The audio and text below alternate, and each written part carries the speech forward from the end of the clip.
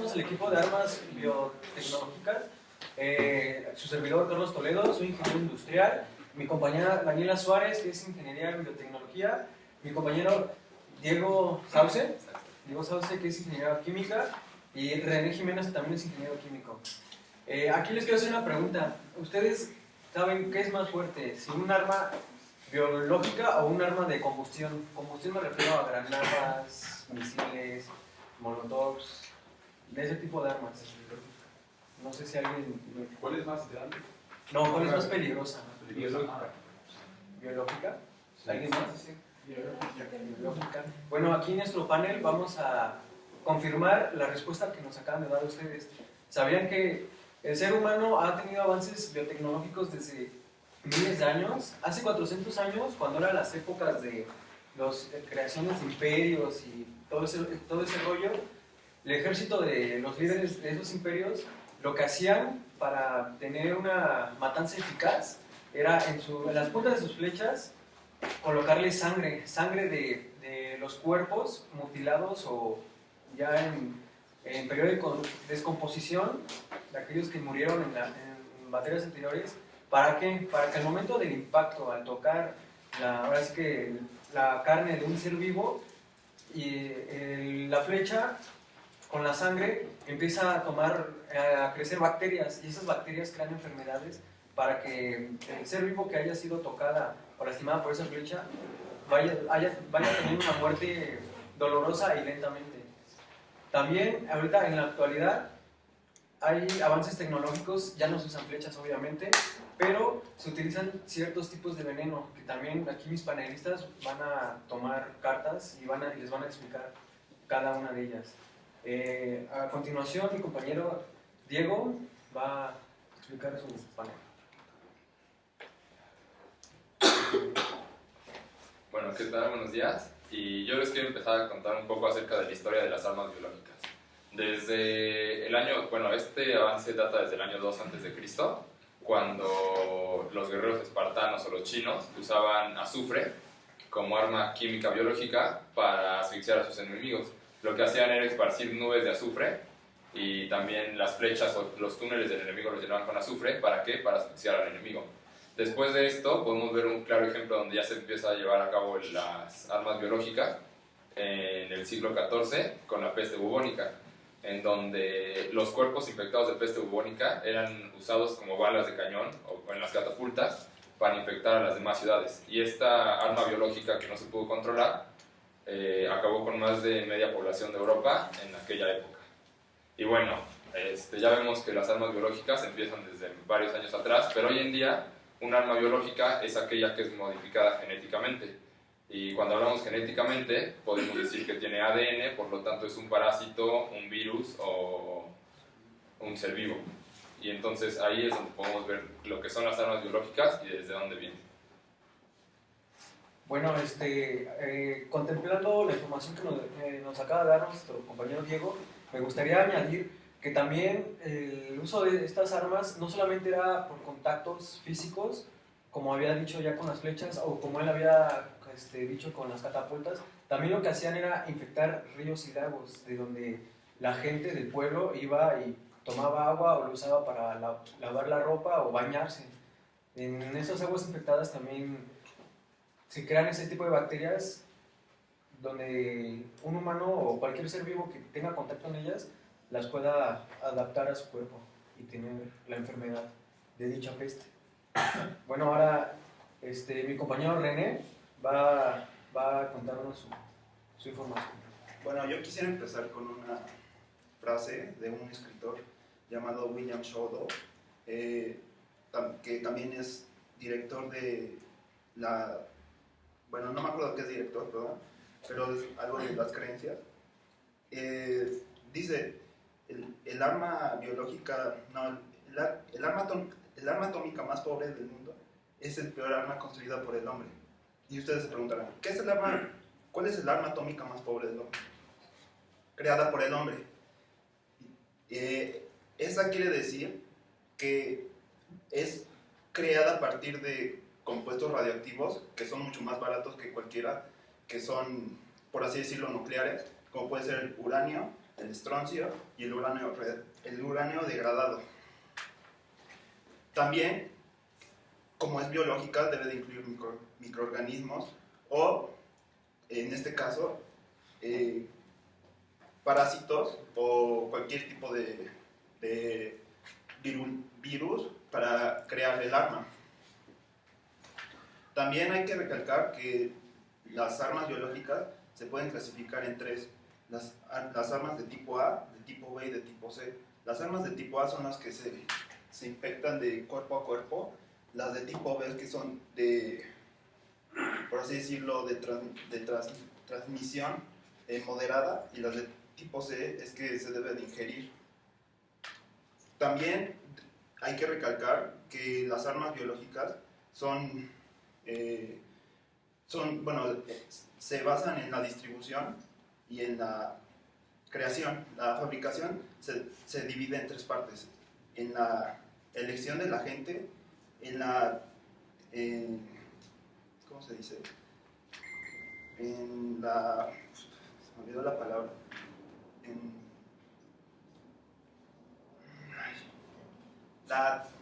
¿Cómo se hace?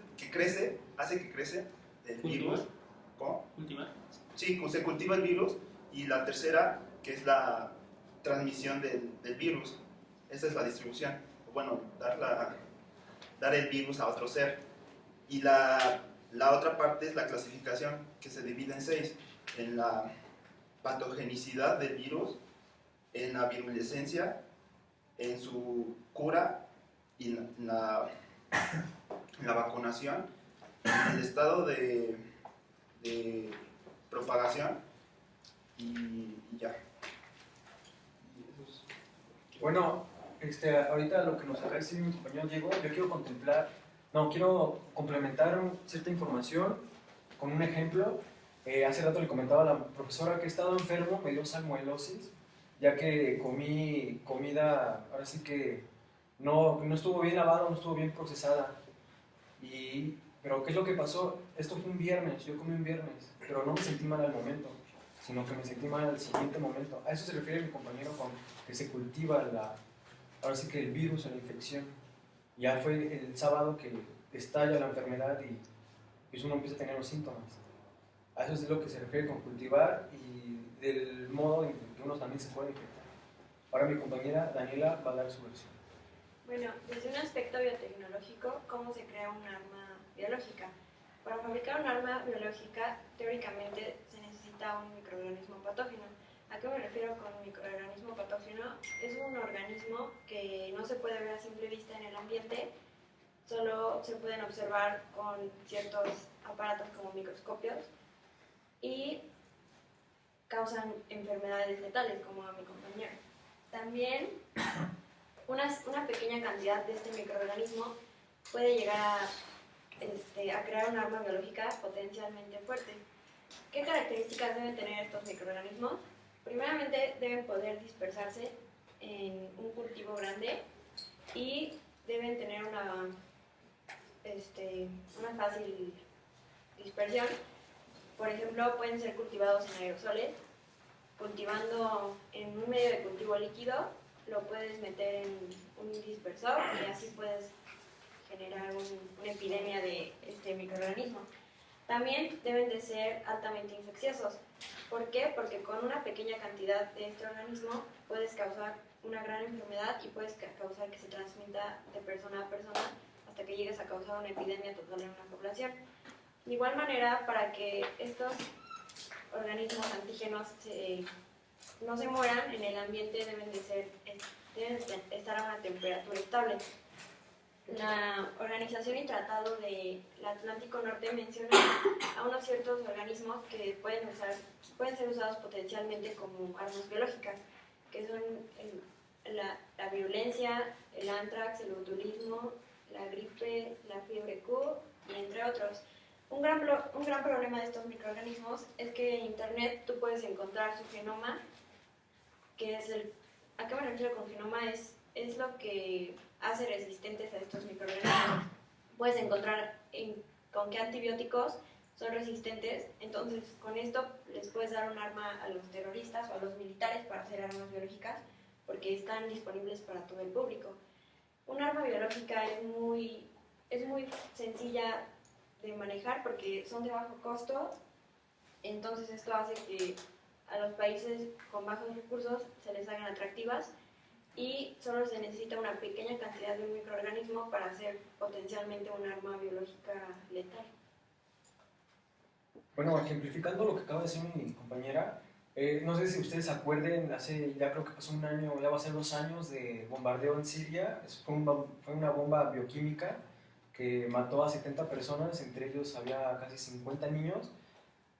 ¿Qué fue lo que pasó? Explotó, pero no murieron a la detonación, sino fue un momento gaseoso, un gas que se introdujo a los cuerpos. ¿Y qué es lo que pasa con un arma química o biológica? Que ataca al sistema nervioso, es lo primero que ataca. Y igual a lo segundo que ataca y destruye es a nuestro sistema inmunológico. Eso ocasiona las enfermedades que acaba de decir mi compañera, como fue la viruela o la peste que dijo mi compañero.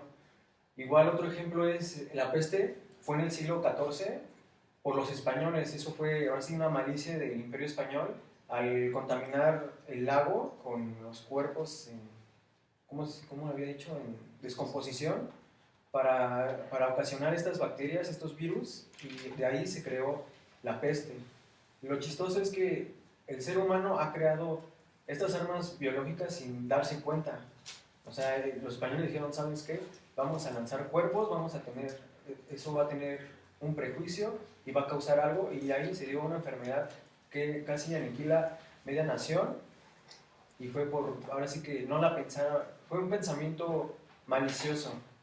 Ahí no lo vieron en un sentido científico. En la actualidad, como dice mi compañera, las armas bioquímicas y biológicas son, por así decirlo, baratas. Y cualquiera que conozca elementos o tenga un simple hecho de conocimiento de reacciones del cuerpo o enfermedades puede crear una bacteria, porque ya que los recursos están en todo el medio ambiente. Bueno, si mis panelistas ya no tienen ahora sí que argumentos que mostrar o qué decirnos, me gustaría hacerles unas preguntas. La primera es, ¿qué relación tiene la ingeniería genética con las armas biológicas? Bueno, la ingeniería genética, al igual que otros avances científicos como la medicina, no sé, la informática y la física, la puedes usar, como dije, como fines militares. Son muy fáciles de usar porque la ingeniería genética usa modificaciones genéticas de microorganismos, por ejemplo, transferencia de genes a antibióticos. ¿A qué me refiero con esto?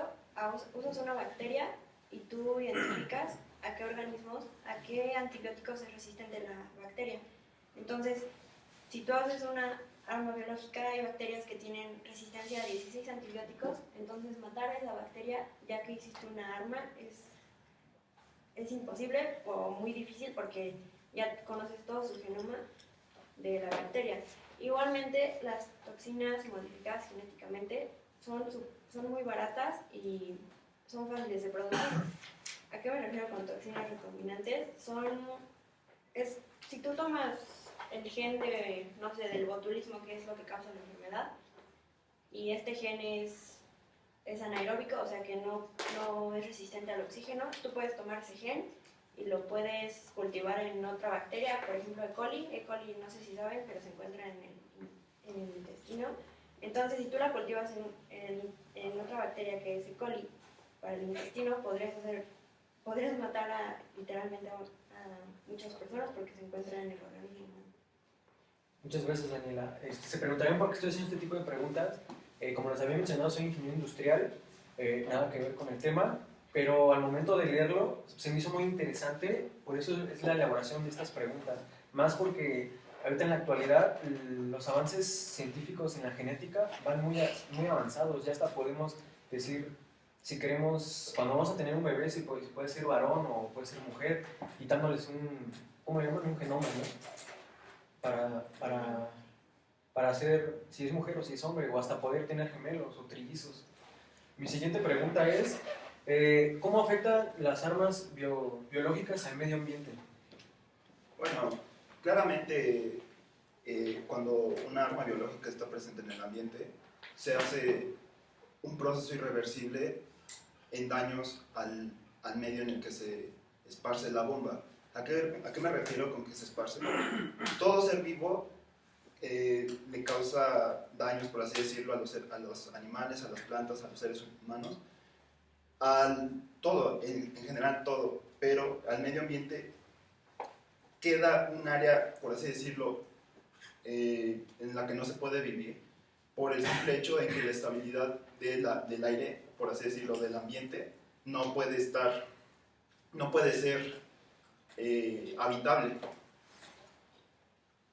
Bueno, muchas gracias. Mi siguiente pregunta es una pregunta importante, es de mucho interés porque es un tema que apenas leí y dije, no es posible que en Europa o casi todo el mundo esté pasando este tipo de problemas, pero ¿qué tal aquí? Entonces mi siguiente pregunta es, si hay aquí en México armas biológicas o intentos o investigaciones acerca de este tema. Bueno, empecemos un poco por el contexto. Las armas biológicas se empiezan a desarrollar a partir de la Guerra Fría. Después de los armamentos nucleares, empieza la investigación con las armas biológicas. Los primeros países en desarrollarla fueron Estados Unidos, Rusia y el Reino Unido en ese entonces. De aquí, ellos fueron los primeros que empezaron a desarrollarlas y las patentaron, o bueno, por patentarlas dieron a conocer que ellos las tenían. Después de eso, los demás países empezaron la investigación y a causa de varios accidentes, en 1972, en el Acuerdo de Ginebra, la ONU decide cancelar toda investigación y hacer una desarmamentización de estas armas. Y entonces todos los países que estaban investigando, como México en ese entonces, tuvieron que dejar la investigación clausurada y empezar a deshacerse de las armas que ya se habían creado. El problema con esto, por ejemplo en México, fue que esa investigación obviamente estaba avanzada y tenía otras ramas, o sea, más allá de las armas biológicas, se podía crear un antivirus en caso de un ataque de armas biológicas. Ahí hubo un gran conflicto y hubo como 5 países, no me acuerdo de cuáles, pero más o menos del Medio Oriente, la mayoría, fueron los que se decidieron salir de este acuerdo, pero todos los demás sí clausuraron su investigación y se deshicieron de sus armas biológicas. Actualmente ya solo queda más bien se han deshecho un 81% de las armas creadas y las investigaciones son nulas en términos de armas, no en términos de beneficios. Los países que todavía cuentan con armas biológicas que ellos no han deshecho, ¿por qué? Pues porque podemos ver que son potencias mundiales, son Estados Unidos, Francia, Rusia, Irak, Afganistán y no estoy seguro, pero creo que Gran Bretaña también. Y pues lo riesgoso a la hora de deshacerse de ellas es que si pasa algún accidente, una de esas armas puede expandirse y, como lo vimos en la peste bubónica, crear otra epidemia mundial que con la tecnología ya no se pueda detener, o sea, más difícil de detener todavía. Bueno, si ustedes se preguntarán qué ha hecho los gobiernos últimamente con estos tipos de atentados, se supone que la ONU había dicho, como aquí mis panelistas me dijeron, que hay cierta condena o cierto castigo, pero hasta la fecha no he visto ningún castigo del accidente ni de Chernobyl ni bombardeo de Siria. Entonces, digo, ¿qué está pasando? ¿Por qué el gobierno había cancelado estos proyectos y al momento que otras personas que no son afiliadas al gobierno, que solamente buscan un cierto poder, las utilizan y no hay consecuencias? Me gustaría que cada uno de mis panelistas diera una conclusión de lo que acaba de hablar. Bueno, añadiendo más a tu pregunta, a tu hipótesis que acabas de hacer, es claro de que se debe de establecer medidas para erradicar este problema. Una de estas puede ser el Model State of Emergency of Health Power Act, que fue establecida en 2001 por el Centro de Investigación de Enfermedades de Estados Unidos, que establece que el uso de estas armas deriva un nuevo concepto que se llama bioterrorismo. ¿Qué me refiero con bioterrorismo?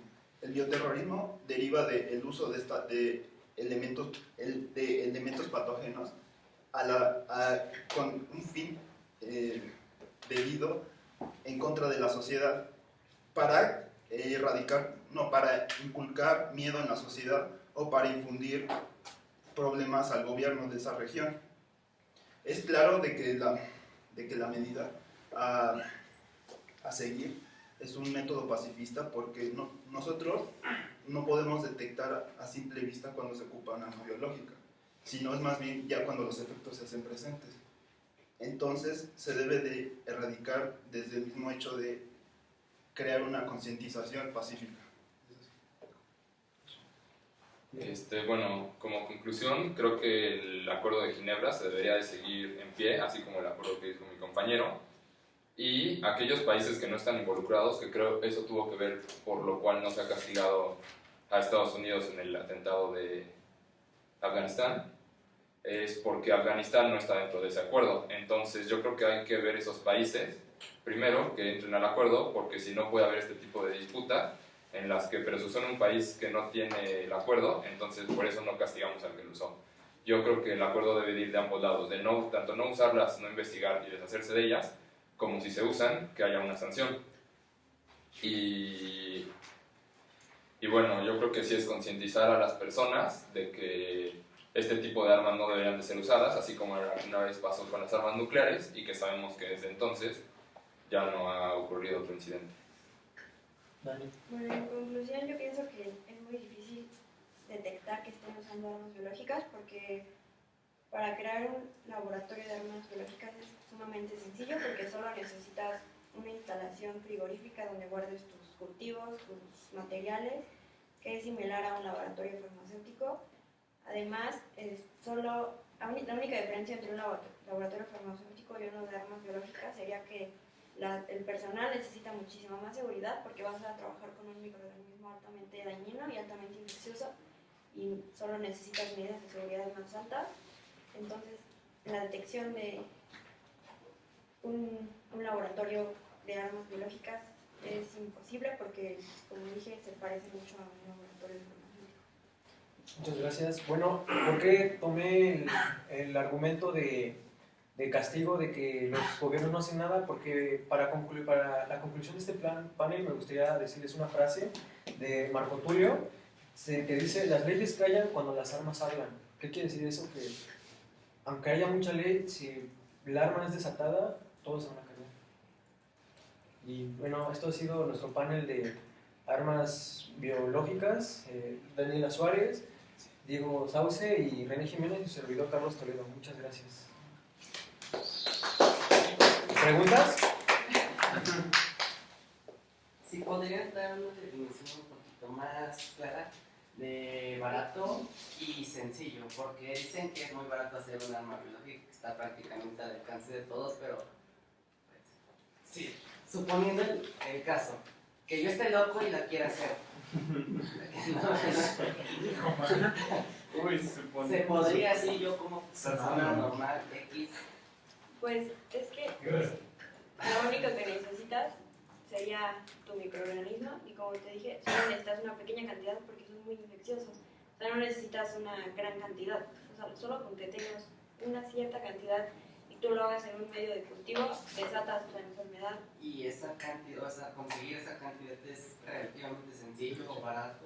Pues es sencilla porque, pues tú, como te dije, en internet encuentras literal de qué está hecho su genoma de cada microorganismo y tú sabes a qué son resistentes, a qué antibióticos no, o sea, qué antibióticos no van a funcionar con ese microorganismo. Entonces, pues puedes conseguir literal tu bacteria, una pequeña cantidad de la bacteria, en un cultivo y puedes causar una enfermedad muy grave. Para que quede más claro, te lo puedo ejemplificar. Por ejemplo, las personas que tienen VIH, tú puedes conseguir su sangre y por malicia o las personas que literalmente están malas de la cabeza pueden usar esa sangre ya como arma. ¿Y cómo se consiguió? Vas a centros donde las personas de VIH van ahora sí que a desahogarse o en cualquier hospital que atiendan a ese tipo de personas, es fácil conseguir su sangre. Ahí tienes ya un arma biológica.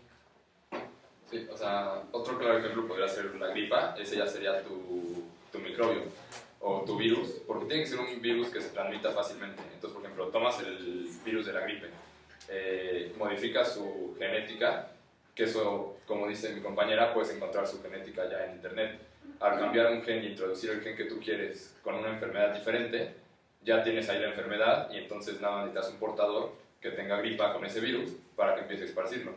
Y ese virus ya se transmitiría con la nueva enfermedad a través de las personas. Las drogas podrían llegar a ser un arma biológica. ¿Las qué? Las drogas. Bueno, las drogas no, yo digo, ahora sí que es mi opinión, mi papá es médico, es una opinión de un hijo médico, las drogas no tienen nada que ver con una enfermedad biológica, porque una enfermedad biológica afecta a todo un pueblo, y las drogas sinceramente no afectan a... Sí, hay muchos afectados por las drogas, pero es una decisión propia que llegan a tomar. Esto de armas biológicas es una maña, es un arma. ¿Pero podría usarse para como arma? No, es más como negocio. Y por ejemplo, en el caso de... Y por ejemplo, en el caso de la persona esta que descubrieron que estaba inyectando, o sea, infectaba a los Gerber y luego va y los pone en el centro comercial. ¿En serio? Y entonces las personas van por los Gerber para los bebés y entonces así se estaban muriendo los bebés, ¿no? En ese caso eso se convierte en un arma biológica. Sí, porque lo está expandiendo a... Ahora sí que el Gerber es vendido mundialmente. Entonces, es una población enorme la que se va a infectar y por este caso son de bebés. Y no se da cuenta la Ajá, población. no se da cuenta la población y menos de... Ay, discúlpame. Y menos de un alimento que supone que es saludable para los bebés.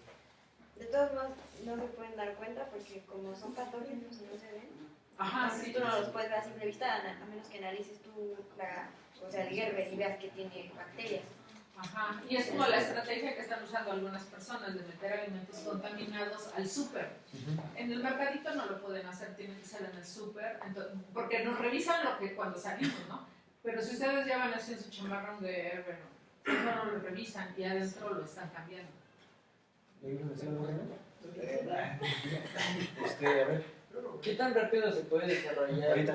arma biológica? O sea, ¿con qué velocidad se puede esparcir? Eso es más bien aparte de la creación del arma biológica, es más bien por la estabilidad del microorganismo. O sea, tú puedes guardar un arma por el tiempo que tú quieras, pero tú no sabes si el microorganismo va a actuar como tú quieras. Entonces, no te puedo dar un tiempo definido para el uso, pero más bien es un tiempo estimado del que tú le das al microorganismo. No sé si contesté tú. Sí. Chema.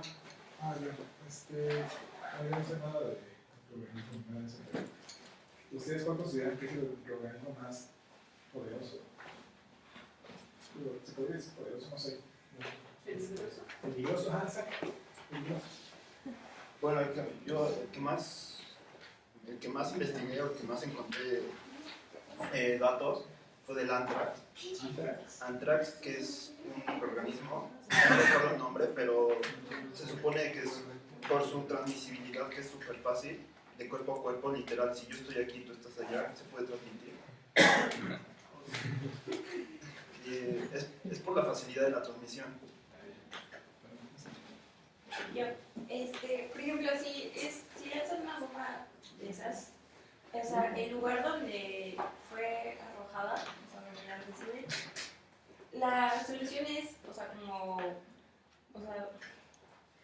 limpiar a todos, si es que se puede llegar a limpiar, o matarlos, y se puede volver a vivir ahí, porque el virus se queda, o simplemente ya no es habitable como...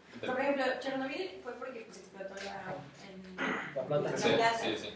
y pues ahí sí fue como cabroncito. Es que... Pero si es una bomba así, más es como terminar con las personas. Es que aquí hay dos conceptos, o sea, uno es química y otro es biología. Sí, Biología nos referimos a parásitos, que ahí dependería de si es habitable o no del parásito. Si el parásito se muere al no tener un huésped, o sea, al no estar infectando a alguien a la intemperie, podría ser habitable otra vez, porque pues obviamente los parásitos, que una vez que limpies a la población, los parásitos que estén al aire libre se van a morir y ya puede volver a habitar. En el caso de Chernobyl es radiación, es química y ahí son elementos, o sea, no son vida. Y esos se van, decaimiento radioactivo y tardan muchísimos años en poder morir, o sea, en no irradiar radiación. Entonces sí dependería del parásito. Sí. No, yo también, para las personas que tú decías, de que ¿qué les haces? Generalmente cuando tú estás en contacto con un arma biológica, es, por así decirlo, imposible o es un milagro que una persona sobreviva. O sea, por ejemplo, todos los niños que sí les murieron. Sí. ¿Todos? Pues donde fue desatada la bomba, sí. Sí, porque las cantidades mínimas de un arma biológica, si son alcanzadas, es imposible casi de sobrevivir. Generalmente se puede curar con una vacuna, pero es muy rara a la vez. Tienes que saber con qué vacuna. Tendrías que buscar Exacto. antibióticos no resistentes a la bacteria y de ahí atacar al virus. Y el tiempo es... Pero hay bacterias que tienen resistencia a 100 antibióticos. Entonces, no es tan fácil que tú mates al virus. Entonces, ahora que hay como una...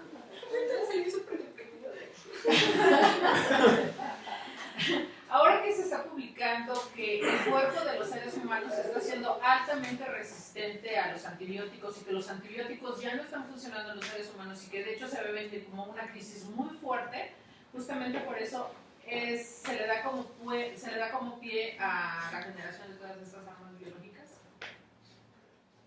Pues es que sí, o sea, sí, porque ahorita más que el cuerpo humano son las bacterias las que están mutando y entonces las bacterias se están volviendo inmunes a los antibióticos.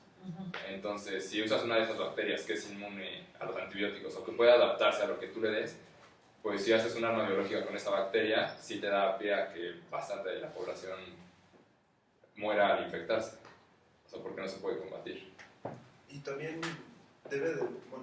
tiene que ver con los avances tecnológicos que tiene en los que se ve influenciada la ingeniería biotecnológica. Porque tú puedes hacer un virus, pero el avance que actualmente está y que se está desarrollando es que sea transformable. O sea, tú puedes hacer una vacuna que en un momento cure, pero tú no sabes si va a mutar. Por así decirlo, y si muta, pues tienes que hacer otra vacuna porque ya no son los mismos genomas, o no sé cómo decirlo. Sí. Ya que las bacterias igual están latentes, están vivas y también como el ser humano evolucionan y se van adaptando al ambiente en que se ven, ¿cómo decirlo? Ellas afectadas o en peligro. ¿Quieres contar algo? Sí. Retomando un poquito la pregunta, no sé si es verdad o no, pero ¿qué tan sencillo es? Así como me lo dijeron, suena muy fácil. Le quito parte del genoma, le meto otra, pero tengo entendido que son cosas muy chiquititas, entonces... Mira, te lo voy a hacer otro ejemplo. Es muy fácil. Es que el de que todos conocen, el de... ¿Cómo se llama?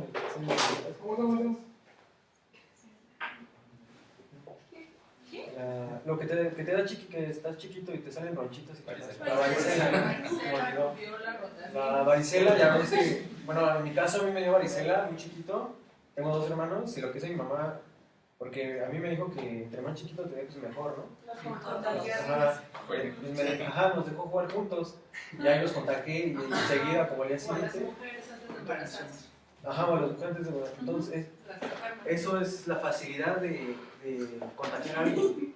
No forzosamente, el ejemplo que te di del VIH es así en los extremos, como una manera, así decirlo, de terrorismo, porque un terrorista lo puede hacer, cambiar, en vez de transfusiones de sangre normales, infectarlas con sangre de gente que ha tenido VIH y los que van a hacer transfusiones de sangre en automático tienen VIH.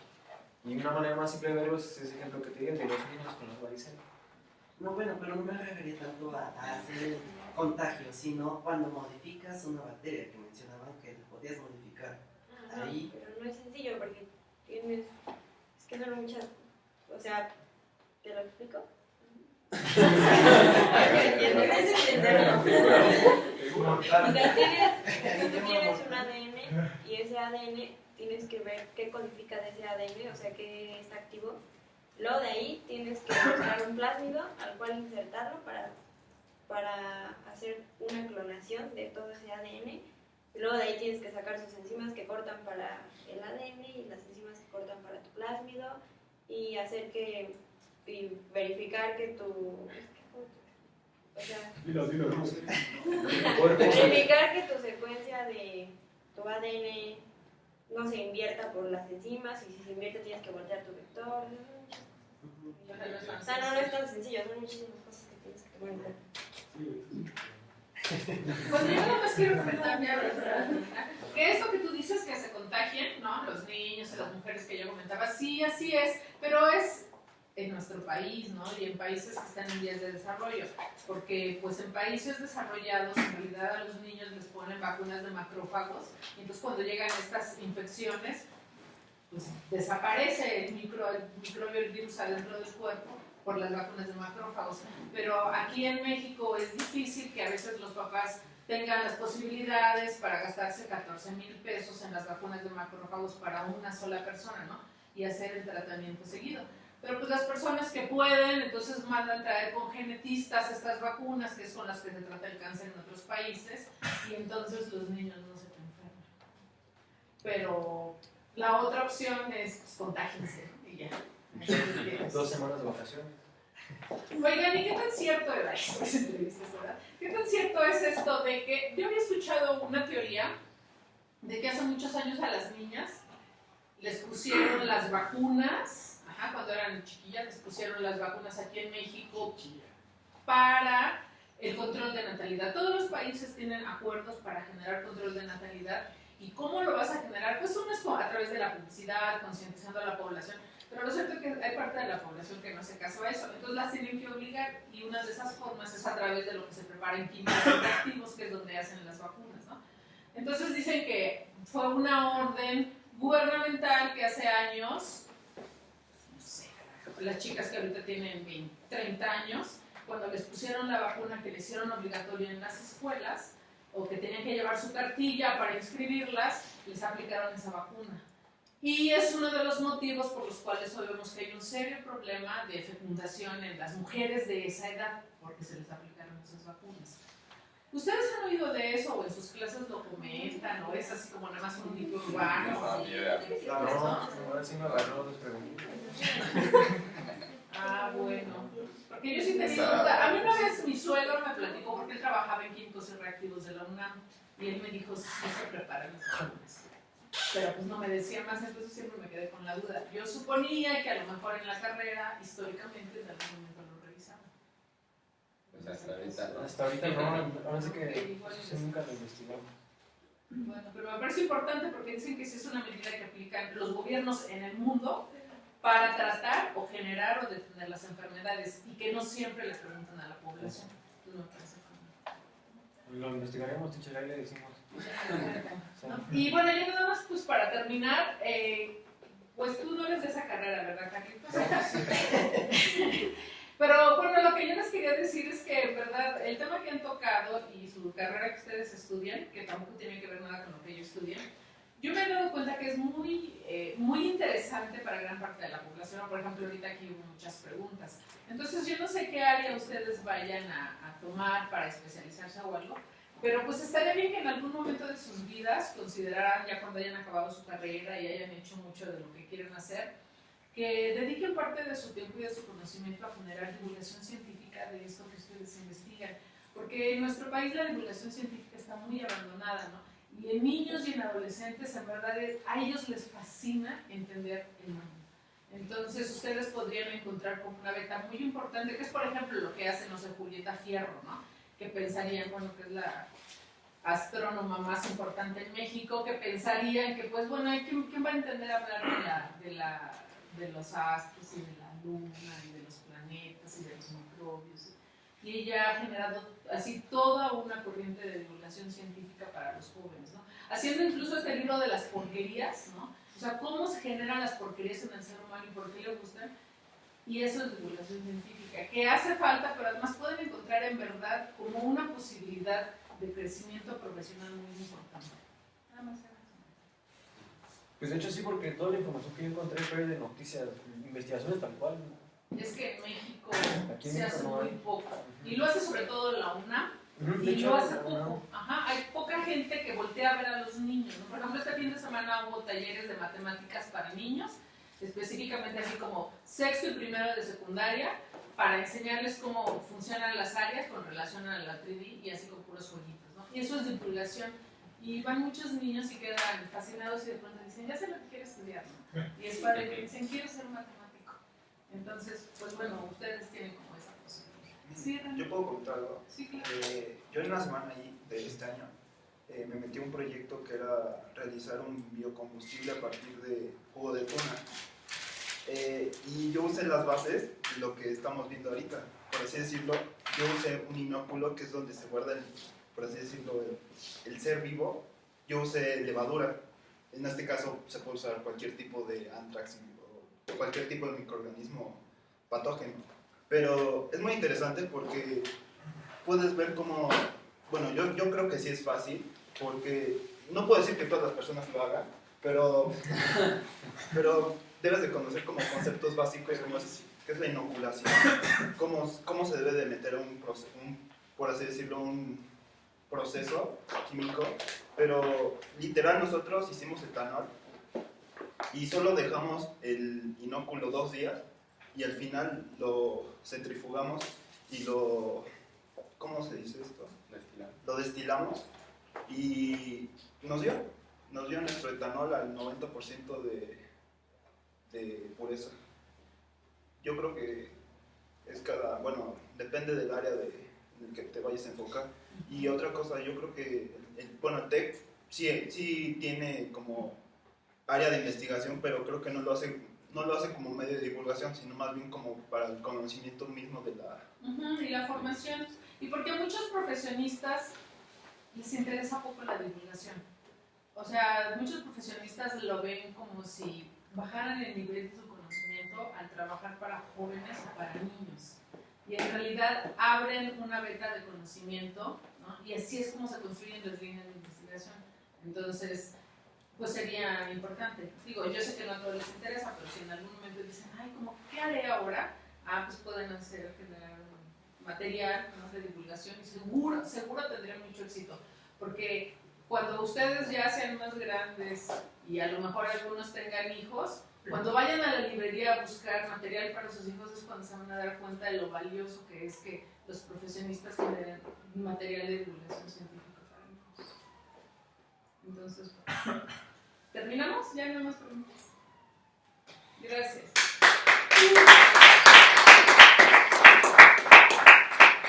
Bueno, pues ahora para que no se me aburran. Tan mal lo hice, por eso me dijo que no era de esta carrera. Por eso me dijo que no era de esta carrera. No, pues porque... No, por lo que les iba a decir de la divulgación.